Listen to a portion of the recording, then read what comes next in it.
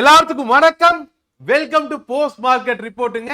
எப்பவும் போல overall market கண்டிஷன்ஸை discuss பண்ணிடலாம். அதுக்கப்புறமா நம்ம இந்த நிப்டி ஃபியூச்சர்ஸோட மூவியும் பேங்க் நிப்டி ஃபியூச்சர்ஸோட மூவியும் பேசுவோம். ஃபர்ஸ்ட் ஆஃப் ஆல் இந்த ஓவரால் மார்க்கெட் கண்டிஷன்ஸை பொறுத்த வரைக்கும் அங்கங்க ஒரு ஒளிவட்டம் தெரியுது. மேக்ரோ எக்கனாமிக்ஸ் கண்டிஷன்ஸ் எல்லாம் கொஞ்சம் இம்ப்ரூவ் ஆயிட்டு இருக்கிறத பார்க்க முடியுது. உண்மையாலுமே பேச்சுவார்த்தை நடக்குதா இல்லையா அப்படிங்கிறது கன்ஃபார்மா தெரியல. பட் பேச்சுவார்த்தை நடக்க போகுது, பேச்சுவார்த்தை நடந்துகிட்டு இருக்கு, அமைதியை நோக்கி நகர்றோம், இந்த மாதிரியான வார்த்தைகள் வந்து மார்க்கெட்ல அதிகமா ஒழிச்சுக்கிட்டு இருக்கிறதுனால ஓரளவுக்கு மார்க்கெட்டோட மேக்ரோ எக்கனாமிக்ஸ் இம்ப்ரூவ் ஆகிறத நம்மளால பார்க்க முடியுது. பட் வந்து ரியல் டைம்ல களத்துல என்ன நிலவரம் அப்படின்னு நம்ம பார்த்தோம் அப்படின்னு சொன்னா யுஎஸ் வந்து ஒரு நிறைய கண்டிஷன்ஸை லிஸ்ட் பண்றாங்க. அதாவது இந்த மிசைல்ஸோட எண்ணிக்கையை கம்மி பண்றது, நியூக்ளியர் வெப்பனை அச்சீவ் பண்ணக்கூடாது அப்படிங்கிறது, அதே மாதிரி வெளிநாட்டு பார்வையாளர்களை நியூக்ளியர் சைட்ஸ்க்கு அலோவ் பண்ணி அதை இன்ஸ்பெக்ட் பண்றதுக்கு அலோவ் பண்ணணும் அப்படிங்கிறது, இந்த மாதிரி நிறைய கண்டிஷன்ஸ், ஹார்மோஸ் ஜலசந்தியை ஓப்பன் பண்ணணும், இந்த மாதிரி நிறைய கண்டிஷன்ஸை லிஸ்ட் பண்றாங்க இந்த வாரம் நிறுத்துறதுக்கு. அதுக்கு பொதுவாக வந்து இவங்க ஈரான் மேல இருக்கக்கூடிய பொருளாதார தடை நீக்கிறது, அதே நேரத்தில் யுரேனியம் என்ரிச்மெண்ட்டை வந்து ஓரளவுக்கு அந்த சிவிலியன் யூசேஜ் அளவுக்கு அலோவ் பண்றது, வெளிநாட்டு ஃபண்டுகளில் முடக்கி வச்சிருக்கக்கூடிய வெளிநாட்டு ஃபண்டுகளுக்கு ஈரானுக்கு ஆக்சஸ் முன்னாடி கொடுக்கறது, இந்த மாதிரியான சலுகைகளையும் கொடுக்குறாங்க. இது வந்து இவங்க யுஎஸ்ஐல தொடர்ந்து பேசிட்டு இருக்கக்கூடிய விஷயம். யுஎஸ்ஐட பொறுத்த வரைக்குமே, அதாவது ட்ரம்ப் பொறுத்த வரைக்குமே அவர் இந்த கண்டிஷன்ஸ்க்கெல்லாம் ஓகே அப்படின்னா வார் நிறுத்துற மைண்ட் செட்ல தான் இருக்கிறார். ஏன்னா அவரும் நிறைய அடி வாங்கியிருக்காரு, நிறைய பணம் செலவாயிருக்குது ட்ரம்ப்புக்கு. கடன்ல ஆல்ரெடி யூஎஸ் மிகப்பெரிய கடன்ல இருக்கு. இந்த வார் மறுபடியும் மிகப்பெரிய கடனை உருவாக்கி இருக்கு. அண்டு இதனால ட்ரம்ப்போடைய டிசிஷன் மேக்கிங் மேல இருக்கக்கூடிய போல் ரிசல்ட்ஸுமே 36% கீழே இறங்கி இருக்கு. அதாவது ட்ரம்ப் மேல இருந்த நம்பிக்கை 36% கம்மியாயிருக்கு. ஃபியூயல் பிரைஸ் இன்க்ரீஸ் ஆனதுலயும் இந்த வார ஒரு நோக்கம் இல்லாம மூவ் பண்றதுலயும் அப்படிங்கிற மாதிரியான விஷயங்கள்ல ஸோ ட்ரம்ப்புமே இந்த வாரம் முடிக்கிறதுக்கு ரெடியா தான் இருக்கார். ஓகே, ஆனா மனுஷன் வந்து முக்கியமா இன்னொரு விஷயம் வந்து ட்ரம்ப்பை பொறுத்த வரைக்குமே அவர் இன்சைட்ல ஒரு பிசினஸ் மேனுங்கிறது நீங்க ஞாபகம் வச்சுக்கணும். ஆக்சுவலா இந்தானியத்திலிருந்து ஒரு பஞ்சாயத்து வந்துட்டு இருந்தது. இந்த டாரிஃப் அனௌன்ஸ் பண்ணார்ல, டாரிஃப் அனௌன்ஸ் பண்றதுக்கு ஒரு நிமிஷத்துக்கு முன்னாடி பெரிய லெவலில் ட்ரேட் நடந்து மேனிபுலேட் பண்ணாங்க அப்படின்னு நம்ம பேசணும். ஈவன் 2 நாளா நிறைய பேர் பேசிட்டு இருக்கிறதையும் கேட்டுட்டு இருப்பீங்க. இந்த மாதிரி இந்த வார் சீஸ் ஃபயர் அனௌன்ஸ் பண்றதுக்கு முன்னாடி பெரிய லெவலில் ஒரு ட்ரேட் நடந்துச்சு. அதுல கிட்டத்தட்ட 840 கோடி ரூபாய் ப்ராஃபிட் நடந்துச்சு, ஒரு அன்யூஷுவல் ட்ரேட் நடந்துச்சு அப்படிங்கிறதெல்லாம். ஸோ இது வந்து ஒயிட் ஹவுஸ்ல இருந்து தான் இந்த இன்ஃபர்மேஷன் லீக் ஆகுது அப்படிங்கிறது. ஏன்னா அந்த டைம் ரொம்ப ப்ரிசியஸ் டைம். ட்ரம்ப்போடைய அனௌன்ஸ்மெண்ட்டுக்கு, இதுக்கு முன்னாடி டாரிஃப் அனௌன்ஸ்மெண்ட்டுக்கு கிட்டத்தட்ட ஒரு 15 நிமிஷத்துக்கு முன்னாடி பெரிய அளவில் மார்க்கெட்ல செல்லிங் போனாங்க. அதே மாதிரி இங்க ட்ரம்ப் போர் நிறுத்துற சமாதானத்தை நோக்கி நகரன்னு அனௌன்ஸ் பண்றதுக்கு 15 நிமிஷத்துக்கு முன்னாடி பெரிய அளவில் ஸ்டாக் மார்க் S&Pல பையுமே க்ரூட் ஆயில்ல செல்லும் போனாங்க. ஸோ இதுக்குமே யுஎஸ்க்கும் யுஎஸோடைய கவர்மெண்ட்டுக்கு எந்த சம்மந்தம் இல்லை அப்படிங்கிறத வந்து இன்னைக்கு ஒயிட் ஹவுஸ் வந்து தெளிவாக எக்ஸ்பிளைன் பண்ணியிருக்காங்க. ஸோ இது வந்து இன்டர்னல் லீக் எல்லாம் கிடையாது அப்படிங்கிறது. பட் இருந்தாலுமே யுஎஸ் ட்ரேடர்ஸு அல்லது இன்டர்நேஷனல் ட்ரேடர்ஸ் யாருமே இது நம்பர் கிடையாது. அது எப்படி ஒரு 15 நிமிஷத்துக்கு முன்னாடி ஒரு தடவை இல்லை 2 தடவை இல்லை டாரிஃப் அனௌன்ஸ்மெண்ட்ஸ் ஆரம்பிச்சு எந்த ஒரு ட்ரம்ப் முக்கியமான அனௌன்ஸ்மெண்ட்ஸ் கொடுத்தாலும் அதுக்கு ஒரு 15 நிமிஷத்துக்கு முன்னாடி எப்படி ஒருத்தரால் அவ்வளோ பெரிய பொசிஷன்ஸ் பண்ண முடியுது, இவ்வளோ பெரிய ப்ராஃபிட் பண்ண முடியுது அப்படிங்கிறது. அதே நேரத்தில் ட்ரம்ப் வந்து மக்கள்கிட்ட இருந்து பணத்தை கவர்மெண்ட்டே இந்த ட்ரேடை கையாளுது அப்படிங்கிற மாதிரியான நிறைய ஆர்டிகல்ஸுமே பப்ளிஷ் ஆகிட்டு இருக்கு. ஸோ எனிவே இது வந்து இப்போதைக்கு மேக்ரோ எக்கனாமிக்ஸ்க்கான ரிலேட்டட் நியூஸ் கிடையாது. இது ஒரு மேனிப்புலேஷன் நடக்கிறதுக்கான நியூஸ் தான். இந்த மேனிப்புலேஷன்ஸை பொறுத்த வரைக்கும் எங்களுக்கும் இதுக்கு டைரக்டா சம்மந்தம் இல்லைன்னு ஒயிட் ஹவுஸ் சொல்லுது. இல்லை ஒயிட் ஹவுஸ் இதில் தெளிவாக சம்மந்தப்படுத்திருக்கு. இல்லைன்னா ட்ரம்ப்பே இன்ஃபர்மேஷனை அல்லது ட்ரம்ப்போடைய அட்மினிஸ்ட்ரேஷன் இருக்கக்கூடிய யாரோ ஒருத்தர் இன்ஃபர்மேஷனை கொடுக்குறாங்க அப்படிங்கிற வெளியே கொடுக்குறாங்க அப்படிங்கிற மாதிரியான யூகங்களும் நிறைய ஆர்டிகல் வெளியே வந்துகிட்டு இருக்கு. பட் இது வந்து அமெரிக்காக்குள்ள நடக்கக்கூடிய, அமெரிக்கன் ஸ்டாக் மார்க்கெட்டுக்குள்ள நடக்கக்கூடிய ஒரு பிரச்சனை. இதோட ரிசல்ட்ஸ் என்னவா இருந்தாலும் இப்படிதான் டாரிஃப் சமயத்திலும் இது பெருசா பேசப்பட்டது. அப்புறம் 10 நாள் அது காணாம போயிருச்சு. ஏன்னா இது இவங்க தான் பண்றாங்கன்னு உறுதியா தெரிஞ்சாலுமே அது ஆதாரப்பூர்வமா நிரூபிக்கிறதுக்கான எந்த ஒரு வாய்ப்பும் கிடையாது. அதனால இப்போதைக்கு இந்த நியூஸஸ் பெருசாகாது.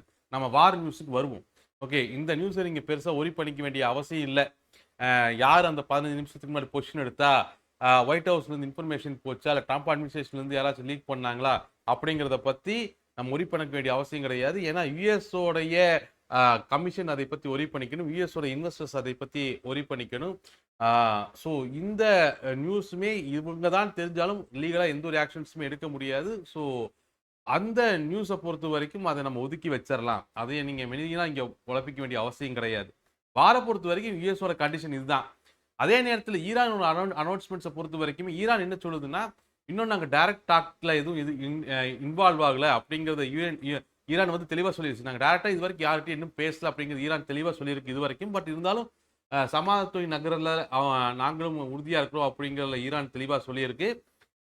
அது மட்டும் இல்லை, ஈரான் ஒரு வார்னிங்கோட அதை சொல்லுது. எப்படி சொல்லுதுன்னா, இந்த மாதிரி நாங்கள் ட்ரம்ப் வந்து டைமை பை பண்ணுறதுக்காக இந்த பிளேயை கொண்டு வர்றாரோ அப்படிங்கிறத நாங்கள் சந்தேகப்படுறோம் அப்படிங்கிறது ஈரான் சொல்லுது. அதே நேரத்தில் ஈரான் என்ன பண்ணுது அப்படின்னு சொல்லுது அப்படின்னு சொன்னால், இந்த மாதிரி யூஎஸ் ட்ரூப்போட நடவடிக்கைகளை நாங்கள் ரொம்ப க்ளோஸாக வாட்ச் பண்ணிட்டு இருக்கோம். யூஎஸ் ட்ரூப்போட டிப்ளாய்மெண்ட்டை நாங்கள் வாட்ச் பண்ணிட்டு இருக்கோம். சப்போஸ் யூஎஸ் ட்ரூப் வந்து தரைவழி தாக்குதலை தொடங்கினாங்கன்னா அது எதிர்கொள்றதுக்கும் நாங்கள் ரெடியாக தான் இருக்கிறோம் அப்படிங்கிற மாதிரியான. ஏன்னா ஈரானுக்கு என்ன பயம் அப்படின்னு சொன்னா, அல்லது ஈரான் என்ன ஒரி பண்ணிக்குது அப்படின்னு சொன்னா, ட்ரம்ப் இந்த மாதிரி அமைதின்னு பேசிட்டு, ஏன்னா அவங்க ஆல்ரெடி ஒரு எக்ஸ்பீரியன்ஸ் இருக்கு. இந்த மாதிரி தான் ஓமன்ல வச்சு பேசிட்டு இருந்தாங்க, அமைதி அடுத்த வாரம் பேசிக்கலாம்னு சொல்லிட்டு தாக்கல் நடத்தினாங்க இல்லையா. ஸோ அந்த மாதிரி இது மாதிரி ஏதாவது ஒன்று நடக்குமோ, நாங்கள் யூஎஸ் ட்ரூப்பை ரொம்ப க்ளோஸாக வாட்ச் பண்ணிட்டு இருக்கோம். தரைவழி தாக்குதலுக்காகத்தான், இந்த டைம் வாங்குறதுக்காகத்தான் யூஎஸ் இந்த அமைதி பேச்சுவார்த்தையை முன்னெடுக்கிற மாதிரி ஈரான் சைட்லேருந்து நினைக்கிறாங்க. ஸோ அதையும் ஒரு வார்னிங்காகவும் அவங்க பேசுகிறாங்க. எனிவே ஈரானுமே வாரம் முடிக்கிறதுல தெளிவாக தான் இருக்காங்க. இது ஒரு பக்கம். இது போக முக்கியமாக இன்னைக்கு ஓமனுடைய ஃபாரின் மினிஸ்டர் பேசுறத ரொம்ப தெளிவாக கேட்கணும். ஏன்னா ஓமனுடைய ஃபாரின் மினிஸ்டர் பேசும்பொழுது அவர் ரொம்ப தெளிவாக ஒரு விஷயத்த சொன்னார். இந்த வாருக்கான முழு பொறுப்பு இந்த வார தவிர்த்து இருக்கலாம். யுஎஸும் இஸ்ரேலும் அவசரப்பட்டாங்க அப்படிங்கிற லாங்குவேஜில் தான் அவர் பேசினாரு. பட் இப்போவுமே டிப்ளமசிக்கான வாய்ப்பு இருக்கு, அதை ஓமன் முடிஞ்ச அளவுக்கு கையில் எடுக்கும் அப்படிங்கிறத பேசினாரு. ஸோ ஓமன் வந்து ஓரளவுக்கு ஒரு கெப்பாசிட்டி உள்ள ஒரு பவர்ஃபுல் நெகோசியேட்டர் தான், அதுலலாம் எந்த ஒரு குழப்பமும் கிடையாது. ஸோ ஓமன் வந்து இதை மத்தியஸ்தம் பண்ணும் அப்படிங்கிற மாதிரியான எதிர்பார்ப்புல இருக்கு. ஸோ கல்ஃப் கண்ட்ரிஸுமே இது அமைதியை நோக்கி நகர்றது தான் இப்போ விருப்பப்படுறாங்க.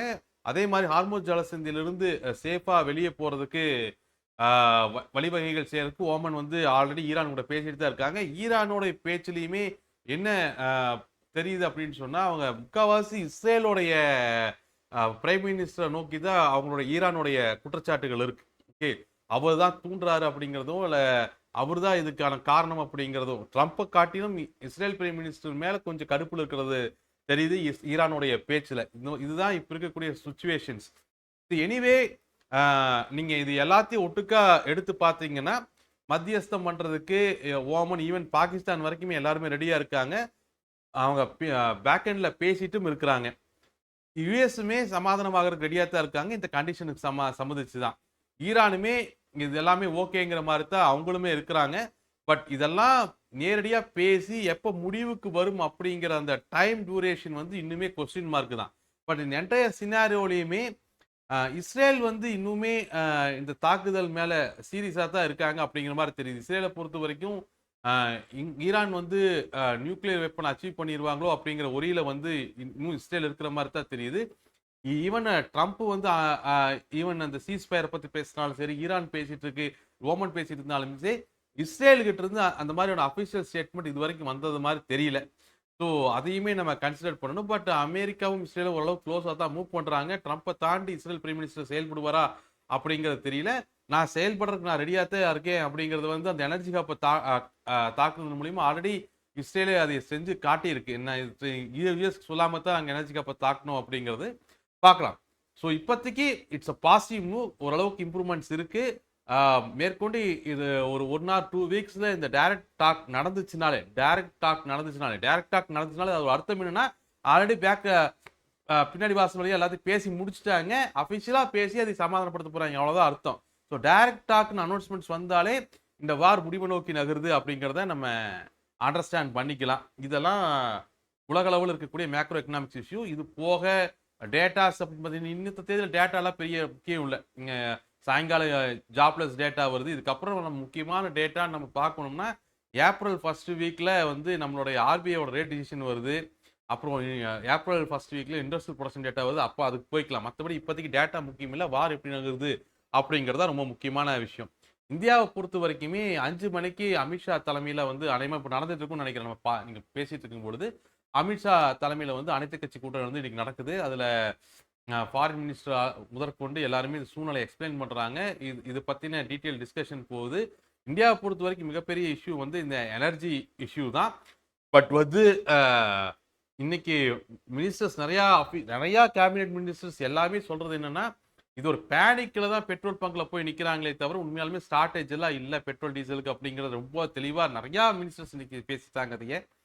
பட் வந்து எல்பிஜி பொறுத்த வரைக்கும் அந்த அளவுக்கு ஸ்டேபிளா வந்த மாதிரி சொன்ன மாதிரி யாரும் சொன்ன மாதிரி தெரியல. ஆனா பட் ஆல்ரெடி கிட்டத்தட்ட 2-3 ஷிப்ஸ் வந்து ஹார்மோஸ் ஜலசந்தி தாண்டி வந்துருச்சு. ஸோ ஓரளவுக்கு எல்பிஜி ஷார்டேஜும் ஓரளவுக்கு சால்வ் ஆயிரும் அப்படின்னு எதிர்பார்க்கலாம். இந்தியாவை பொறுத்த வரைக்கும் பெரிய அளவுக்கு மேஜர் இஷ்யூஸ் எல்லாம் ஒன்றும் இல்லை. ஹெச்டிஎஃப்சி தான் 2 நாளாக பிரச்சனையில் உட்காந்துக்கிட்டு இருந்துச்சு. பட் இந்த எக்ஸ்டர்னல் லா ஃபேம்ஸ் அப்பாயிண்ட் பண்ணியிருக்காங்க. அதனால ஹெச்டிஎஃப்சியுமே ஓரளவுக்கு ஸ்மூத்தாக தான் இருக்கு. என்னங்கிறது தெரிஞ்சிடும் பெரிய அளவுக்கு. ஏன்னா பெரிய அளவுக்கு மேஜர் பிரச்சனைகள் இருந்துச்சு அப்படின்னு சொன்னால் எக்ஸ்டர்னல் லா ஃபேம் பெரிய அளவு இன்வெஸ்டிகேஷன் பண்ணுறதுக்கு அலோவ் பண்ண மாட்டாங்க. முதல்ல இன்டர்னல் இன்வெஸ்டிகேஷன் நடக்கும் அப்படிங்கிற ஒப்பீனியன் இருக்கும். பட் எக்ஸ்டர்னல் லா ஃபேமை டேரெக்டாக அலோவ் பண்ணுறது மூலிமா பெரிய அளவில் ரிஸ்க் எதுவும் இல்லை அப்படிங்கிற மாதிரியான ஒப்பீனியன் வந்து இருக்குது ஹெச்டிஎஃப்சி ஸ்டாக் மேலே. மற்றபடி எல்லாமே ஸ்மூத்தாக தான் போய்கிட்டு இருக்கு இந்தியன் ஸ்டாக் மார்க்கெட்ஸை பொறுத்த வரைக்கும். இந்தியன் ஸ்டாக் மார்க்கெட்டில் இப்போதைக்கு நம்ம உரி பண்ணிக்க வேண்டிய விஷயம்னா இந்த டாலருக்கு அகெயின்ஸ்டாக இந்திய ரூபாயோடைய செயல்பாடு ரொம்பவுமே மோசமா இருக்கு. ஒரு பக்கம் எஃப்ஐஎஸ் உடைய செல்லிங் கன்டினியூஸா, ஏன்னா எஃப்ஐஎஸ் செல் பண்ணிட்டு போறதுக்கான காரணம் யூஎஸ் டாலர் ஸ்ட்ராங்கா இருக்கு. ஸோ இன்வெஸ்ட்மெண்ட்ஸ் அதை நோக்கி நகருது. அதே மாதிரி இந்த வார் கன்டினியூ ஆகிற பொழுது இன்ஃப்ளேஷன் பெரிய அளவில் ஹிட் ஆகும் அப்படிங்கிற பயம் இருக்கு. இந்தியாவை பொறுத்த வரைக்கும் இன்ஃப்ளேஷன் பெரிய அளவில் ஹிட் ஆகுங்கிற பயம் இருக்கு. பெரிய அளவில் டாலருக்கு அகெயின்ஸ்டா ரெவன்யூ கொடுத்துக்கிட்டு வந்து ஐடி கம்பெனிகள், அதுலேயுமே இப்போ ஏஐ ஒரிஸ் இருக்குது அப்படிங்கிற சூழ்நிலை. இதெல்லாமே ஒரு ஒரியிங் ஃபேக்டரா இருக்கிறதுனால ஃபாரின் எஃப்ஐஎஸ் வந்து பெரிய அளவில் இந்தியன் ஸ்டாக் மார்க்கெட்ல வெளியே போகிறத டேட்டாக்கள் நம்ம பார்க்க முடியுது. பட் இன்னுமே இந்தியா மார்க்கெட் பொறுத்த வரைக்கும் ஒரு க்ரோயிங் எக்கானமி ஃபண்டமெண்டலாக ஸ்ட்ராங்காக இருக்கு. ஆனால் ஸ்ட்ராங்காக இருக்கு. இந்த ஆயில் பிரச்சனை, அப்புறம் இந்த ஐடி அடுத்தது எதை நோக்கி நகருது, இந்த மாதிரியான விஷயங்கள்லாம் ஓரளவுக்கு ஸ்டேபிளைஸ் ஆகுனா இன்னும் இந்தியன் மார்க்கெட் அட்ராக்டிவாக தான் இருக்கும். அதிலெல்லாம் குழப்பம் கிடையாது.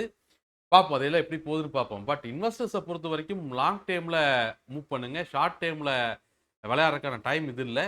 பட் ட்ரேடர்ஸை பொறுத்த வரைக்கும் எப்போ நான் சொல்றதான், ட்ரேட் பண்றீங்க அப்படின்னு சொன்னா தயவு செஞ்சு ஹெட்ஜிங்ஸை எடுத்து வேல்யூஸ்ல டிசிப்ளினோட மூவ் பண்ணுங்க. ஓகே, டிசிப்ளினும் ஹெட்ஜிங்கும் இல்லாமல் விளையாடிட்டு இருந்தீங்கன்னா வாழ்க்கையே விளையாட்டா போயிடும். அப்புறம் ஒன்றும் பண்றதுக்கு இல்லை. நம்ம இன்னத்த மூவ் பொறுத்த வரைக்கும் ரொம்பவுமே கிளியரான ஒரு மூவ் தான். பிரைமரி ரெசிஸ்டன்ஸுக்கு மேல மார்க்கெட் ஓப்பன் ஆச்சு. அப்புறம் இன்ட்ராடே ரெசிஸ்டன்ஸ் 23,058, அப்புறம் 23,132, அப்புறம் ஹடில் 23,158 அண்டு அப்புறம் தேர்ட் இன்ட்ராடே ரெசிஸ்டன்ஸ் 23,228 பிரேக் பண்ணி நேரா ஸ்விங்கோட எண்ட் பாயிண்ட், அதாவது மந்த்லி ரெசிஸ்டன்ஸ் 23,462 அச்சீவ் பண்ணுச்சு. அதை அச்சீவ் பண்ணோன்னே பியர்ஸ் மார்க்கெட்டை டிஃபெண்ட் பண்ணி கீழே கொண்டு வந்து முடிச்சாங்க. ஓகே, நம்ம டெய்லி இதை பேசிட்டு தான் இருக்கிறோம். மார்க்கெட்ஸு அதோட வேல்யூஸ் மூவ் ஆகுங்கிறதையும், ஹெட்ஜஸ் எடுத்து டிசிப்ளினில் மூவ் பண்ணுங்கிறதையும், இவ்வளோ பஞ்சாயத்துகள்லையுமே எக்ஸாக்டாக மார்க்கெட்டு 23,461 கீழே வர்றது அப்படிங்கிறது வந்து சும்மா கோ இன்சிடென்ட்ஸாக நடக்கிறது இல்லை. அது டெய்லி நடக்கிறதெல்லாம் இல்லை. அது ரெகுலராக நடக்குது அப்படின்னு சொன்னால் மார்க்கெட் அதோட மேக்ஸில் அதோடைய லாஜிக்கில் மூவ் ஆகிட்டு இருக்கு. நம்ம அதை எப்படி கையாளணும் அப்படிங்கிறத புரிஞ்சுக்கிட்டோமாலே போதுமானது. ஏன்னா யூஎஸ் ட்ரம்ப்போட issue, Iran issue, Israel, Oman foreign மினிஸ்டருடைய ஸ்டேட்மெண்ட்டு, ஆயில் கிரைஸு, ரூபாய் கரன்சி, இந்த மாதிரி இத்தனை பஞ்சாயத்துகளுக்கு நடுவுலையும் எக்ஸாக்டாக 23,462 மார்க்கெட் தொட்டுட்டு அங்கிருந்து கீழே இறங்குறது அப்படிங்கிறது ரேண்டமாக நடக்காது. மார்க்கெட் எப்பவும் அதோடைய லாஜிக்கில் மூவ் ஆகிட்டு இருக்கும். நம்ம அதை கரெக்டாக அண்டர்ஸ்டாண்ட் பண்ணிட்டோம்னாலே போதுமானது. ஹெட்ஜஸ் எடுத்து கரெக்டாக ஹேண்டில் பண்ணுங்க, டிசிப்ளினாக ஹேண்டில் பண்ணுங்க. மார்க்கெட்டோட மூவ் அண்டர்ஸ்டாண்ட் ஆயிருக்கும்னு நினைக்கிறேன். க்ளோஸும் அதே மாதிரி ஒரு ஃப்ளாட் டு பாசிட்டிவ் க்ளோஸ் தான். அதில் தான் எந்த ஒரு குழப்பமும் இல்லை. Okay, flat to positive close தான். மார்க்கெட்டோடைய க்ளோஸை பொறுத்த வரைக்கும் அதே மாதிரி நாளைக்கு லீவு, அதையும் ஞாபகம் வச்சுக்கோங்க. மார்க்கெட்டோடைய க்ளோஸை பொறுத்த வரைக்கும் நாளானத்த மார்க்கெட்டினுடைய இன்ட்ராடே ரெசிஸ்டன்ஸ் சப்போர்ட் அப்படின்னு பார்த்தோம்னா 23,332 பிரைமரி ரெசிஸ்டன்ஸாக இருக்குது. பிரைமரி ரெசிஸ்டன்ஸுக்கு மேலே மந்த்லி ரெசிஸ்டன்ஸ் வந்து 23,462, 23,528. அதுக்கு மேலே ஹடில் 23,718. அதுக்கு மேலே மந்த்லி ரெசிஸ்டன்ஸ் 23,952. அதே மாதிரி இன்ட்ராடே ரெசிஸ்டன்ஸ் பொறுத்த வரைக்கும் 23,362, 23,432 அண்ட் 23,558. இன்ட்ராடே பொறுத்த வரைக்கும் பிரைமரி சப்போர்ட், அதாவது நாளானைக்கு பொறுத்த வரைக்கும் பிரைமரி சப்போர்ட் 23,262, பொசிஷன் ஹேண்டில் 23,158. அதே மாதிரி மந்த்லி சப்போர்ட்ஸ் வந்து 22,972 அண்ட் 22,958. ஹடில் 22,722 அண்டு மந்த்லி சப்போர்ட் வந்து 22,512. இன்ட்ராடே சப்போர்ட்ஸை பொறுத்த வரைக்கும் 23,228 அண்ட் 23,132 அண்ட் 23,058. இதெல்லாம் இன்ட்ராடே சப்போர்ட்ஸ். ஓரளவுக்கு வேல்யூஸ் எல்லாம் தரவா இருப்பீங்கன்னு நினைக்கிறேன். வேல்யூஸ் நம்ம டெய்லியும் டிஸ்கஸ் பண்ணிட்டு தான் இருக்கும். ஓகே, அதே மாதிரி ஓப்பன் இன்ட்ரெஸ்டையும் ஒரு நம்ம பேசிடலாம். ஓப்பன் இன்ட்ரெஸ்ட்டை பொறுத்த வரைக்கும், ஓப்பன் இன்ட்ரெஸ்ட்டை பொறுத்த வரைக்குமே நாளைக்கு லீவு, அதே நேரத்தில் மந்த் எண்டில் எக்ஸ்பீரியல் இருக்கும். ஓரளவுக்கு டிஃபென்ஸ் ரெண்டு பேருமே மெயின்டைன் பண்ணுறாங்க. ஈவன் தோ மார்க்கெட் ஓரளவுக்கு ரேலி ஆனாலுமே அட்டாக் பொசிஷன்ஸை பெரிய அளவில் பில்ட் பண்ணல. டிஃபென்ஸ் பொசிஷனை ரெண்டு பேருமே மெயின்டைன் பண்ணிக்கிட்டு தான் இருக்கிறாங்க. கொஞ்சம் டீட்டெயிலாக நம்ம ஓஏக்குள்ளே நம்ம போகிறோம் அப்படின்னு சொன்னோம்னா, ஓகே, ஃபர்ஸ்ட் ஆஃப் ஆல் பியர்ஸை பேசியிருக்கோம். பியர்ஸை பொறுத்த வரைக்குமே அவங்களுடைய பொசிஷன்ஸ் எல்லாமே 400, 450, 300, 300 வரைக்கும் இருக்குது. ஈவன் 150 வரைக்கும் கூட ஓகே தான். அதுக்கு கீழே சுத்தமாக கம்ப்ளீட்டாக கவர் பண்ணிட்டாங்க. அதுலேயும் 250லேருந்து 150 வரைக்கும் சொற்பம் அளவு தான் இருக்குது. டிஃபென்ஸ் ஓரளவுக்கு ஸ்ட்ராங்காக இருக்குது. டிஃபென்ஸுக்கு ஒன்றுமே ஸ்ட்ராங்காக தான் இருக்குது.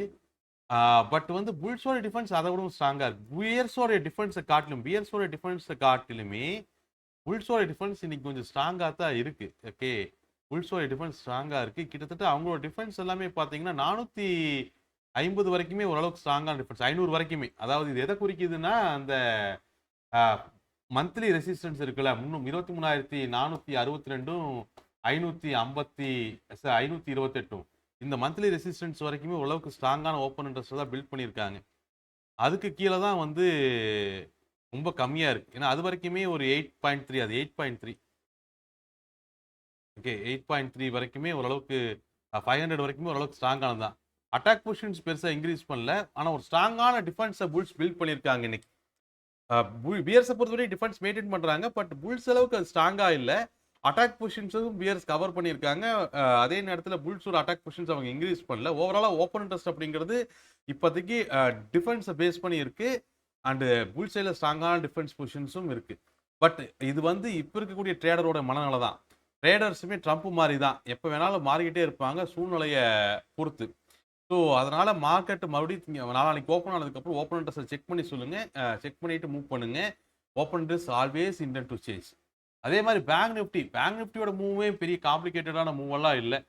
ஓகே, ஆல்மோஸ்ட் அதுவுமே பிரைமரி ரெசிஸ்டன்ஸுக்கு மேலே தான் ஓப்பன் ஆச்சு.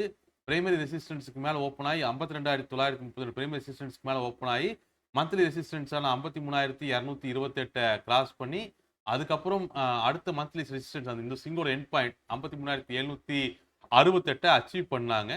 768 ஃபர்ஸ்ட் டைம் அச்சீவ் பண்ணோன்னே பியர்ஸ் டிஃபெண்ட் பண்ணதை நம்ம பார்த்தோம். அது ஒன்ஸ் அதை தாண்டி மறுபடியும் புல்ஸ் மேலே கொண்டு போக எவ்வளோ முயற்சி பண்ணாங்க. பட் கன்சால்டேஷன் ரோன்லேயே தான் சுற்றிக்கிட்டு இருந்துச்சு.